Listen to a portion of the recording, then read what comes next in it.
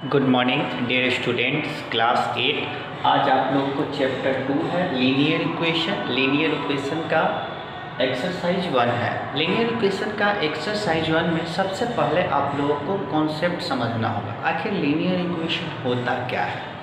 तो देखिए, इक्वेशन होता क्या है। इक्वेशन में सबसे इम्पॉर्टेंट होता है उसके टर्म को अंडरस्टूड करना। आखिर उसके टर्म को अगर आप अंडरस्टूड कर लेते हैं तो आपको क्वेश्चन बनाना बहुत ही इजी होगा। तो पहले कॉन्सेप्ट को समझिएगा। पहले देखिए कि लीनियर इक्वेशन होता क्या है। The expression in which the highest power of the variable is called linear equation.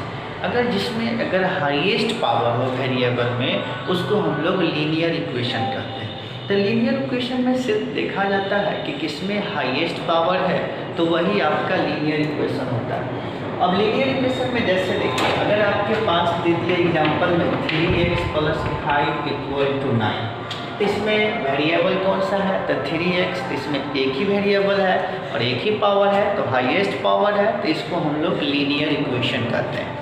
अब आते हैं नेक्स्ट में ट्रांसपोजिशन। लीनियर इक्वेशन में एक वर्ड दिया रहता है ट्रांसपोजिशन। देखिए, यहीं से यह इम्पोर्टेंट होता है। कहा जाता है मैथ्स के सेक्टर में, अगर आप जब लीनियर इक्वेशन बनाने जा रहे हैं तो लीनियर इक्वेशन में आपको ट्रांसपोजिशन टर्म समझना बहुत ही इम्पोर्टेंट होता है। तो आप ट्रांसपोजिशन टर्म को कैसे समझेंगे, तो इसको समझने के लिए कुछ सिंबल दिया है और उसका एग्जाम्पल के साथ आज हम आप लोगों को यह कॉन्सेप्ट क्लियर करेंगे। जैसे देखिए, x + 3, तो LHS साइड में जो प्लस है, तो RHS साइड में अगर आप उसको ट्रांसपोजिशन करते हैं तो वह माइनस होता है। जस्ट इसका अपोजिट। जैसे देख लीजिए, मेरे पास दोनों हैंड है, तो यह राइट हैंड है और यह लेफ्ट हैंड है। तो देखिए, अगर इस साइड प्लस है तो इस साइड अगर लेफ्ट साइड आएगा तो वह माइनस होगा। अगर लेफ्ट साइड अगर माइनस है, अगर आप इसको राइट साइड ट्रांसफ़र कीजिएगा तो वह प्लस होगा।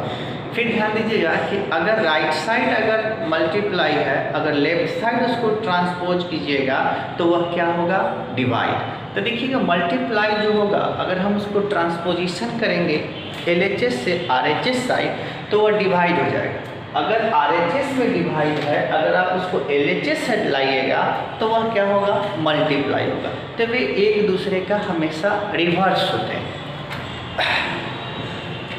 तो ध्यान दीजिएगा, अगर LHS साइड प्लस है तो आप RHS साइड आइएगा तो क्या होगा, तो माइनस होगा।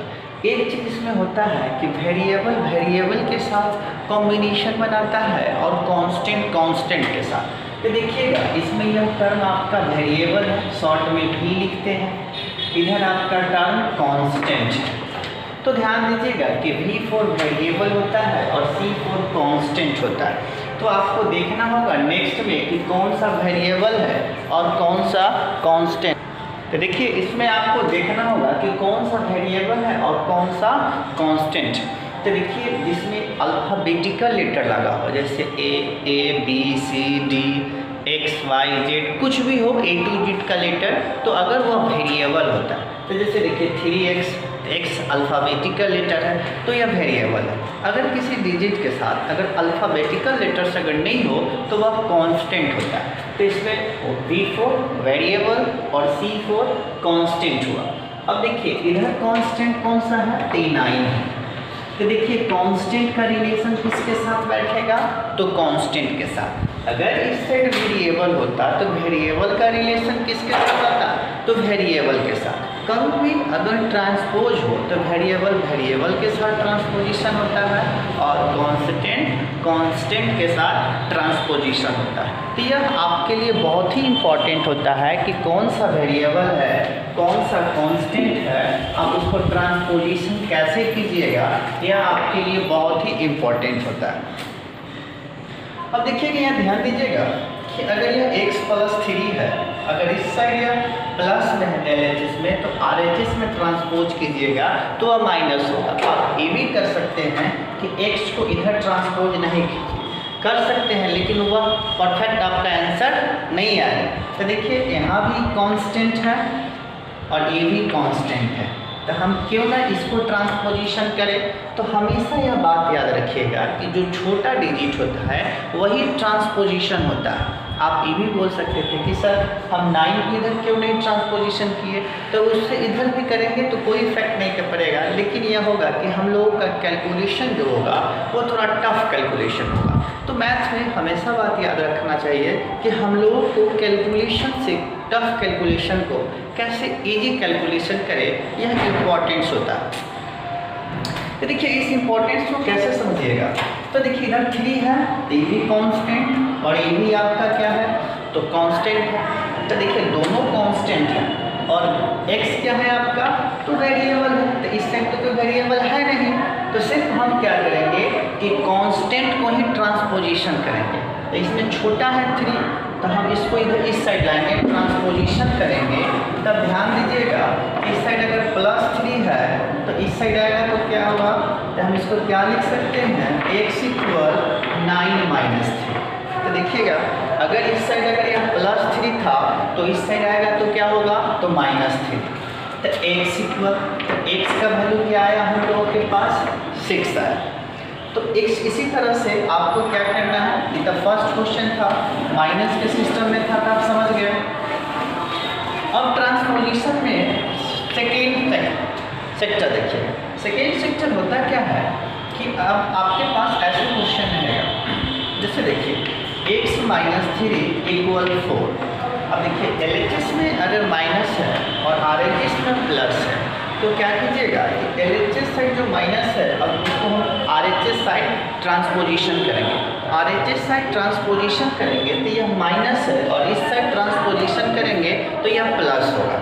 तो देखिए बताए थे कि LHS में अगर माइनस हो RHS साइड ट्रांसपोजिशन करते हैं तो वह क्या होता है प्लस होता है, तो वह प्लस होता है। ध्यान से देखिएगा तो यहाँ -3 है ना कि x में माइनस है, यह बात याद रखिएगा कि x के बाद जो डिजिट लगा हुआ है उसमें माइनस है, तो क्या लिखा हुआ x - 3 = 4।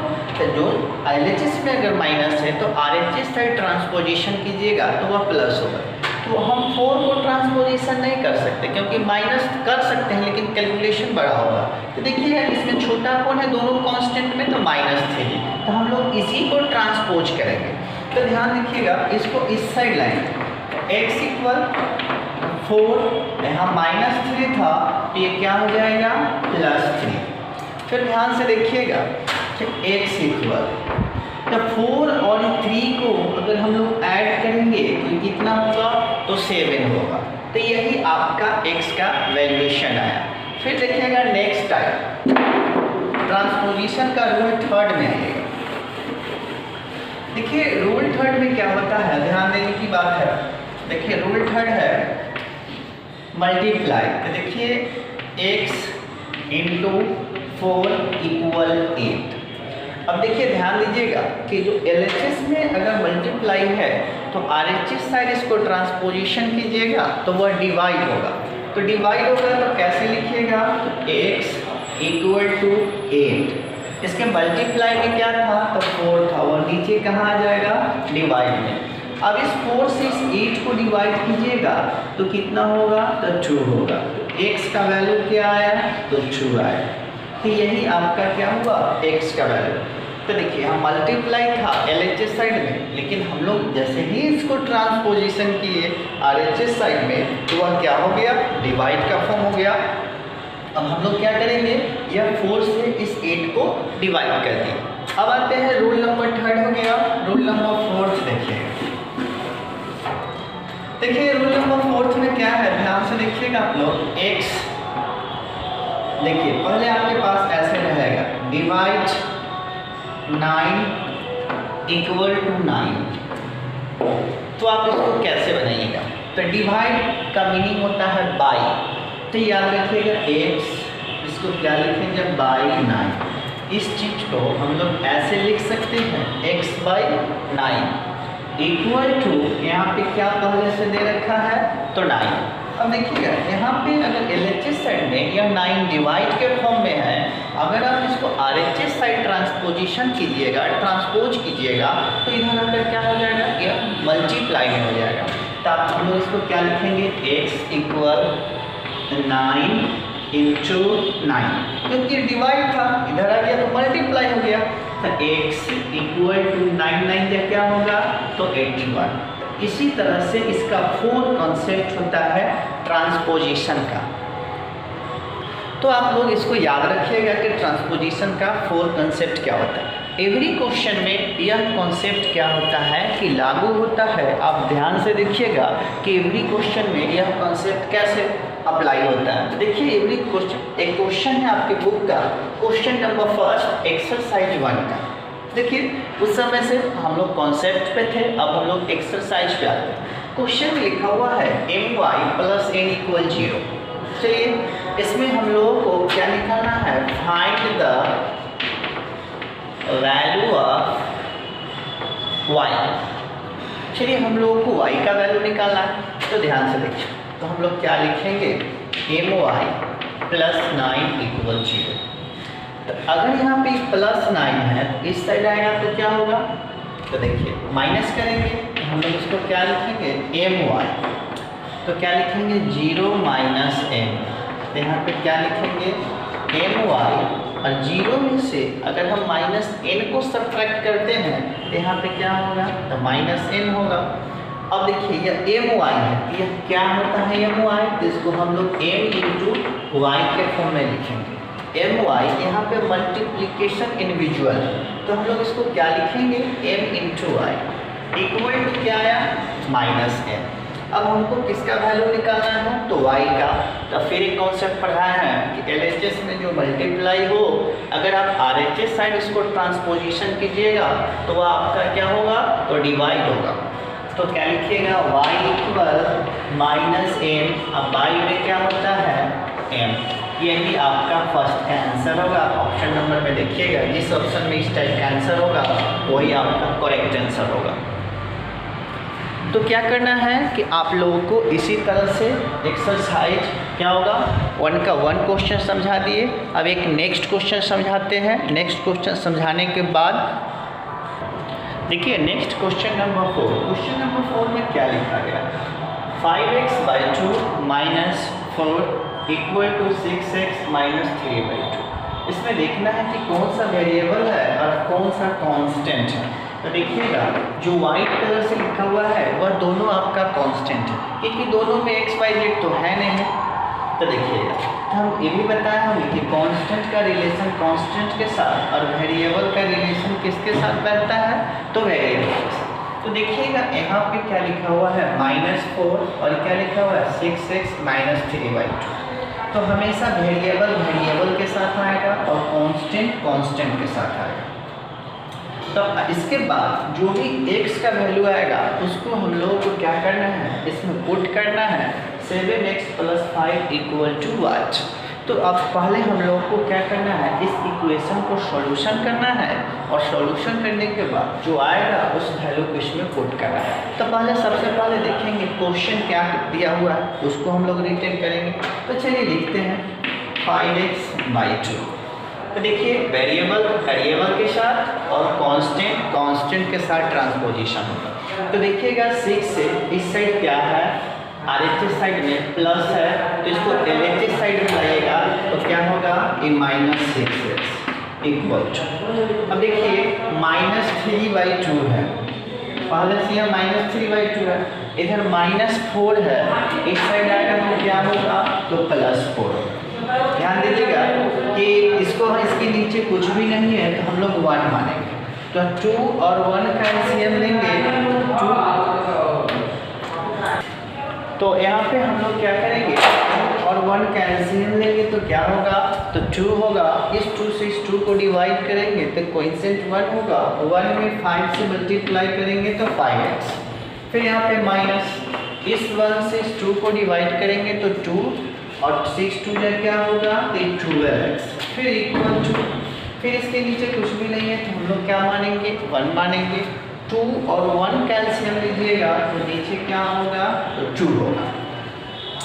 इस 2 से इस 2 को डिवाइड कीजिएगा तो 1 होगा, 1 में -3 से मल्टीप्लाई कीजिएगा तो -3। इस 1 से इस 2 को डिवाइड कीजिएगा तो 2 होगा, 2 4 जाइए क्या होगा, तो 8 होगा।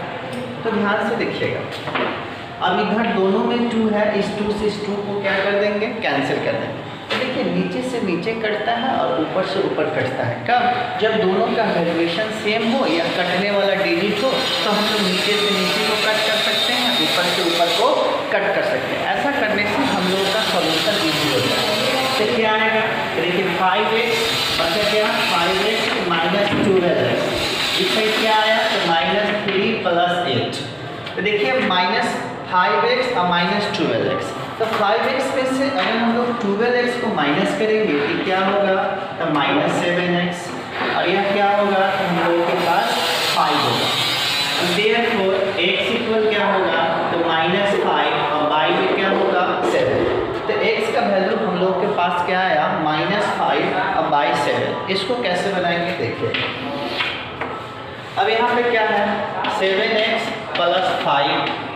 तो देखिए इसमें वैल्यू क्या करना है? x का वैल्यू पुट करना है। हम लोग इसको कैसे पुट करेंगे? 7x है तो इंटू x अब +5, क्योंकि यह हमेशा इंटू में होता है, यहाँ पे इंटू इंडिविजुअल होता है। अब देखिए क्या लिखेंगे? 7 इंटू x का वैल्यू क्या लिखा हुआ है? तो -5/7। तो हम लोग यहाँ पे क्या लिखेंगे? -5/7 और +5। देखिए 7 से 7 क्या हो जाएगा? कैंसिल हो जाएगा, कैंसिल आउट होगा। कैंसिल आउट होने के बाद बचेगा क्या? तो -5 और +5। तो देखिए -5 और +5, तो सबसे पहले हम लोग क्या करते हैं कि +5 को लिखते हैं। तो क्या लिखेंगे? 5 - 5। तो क्या आएगा? तो 0 आएगा। इस तरह से आपका इसका आंसर क्या होगा?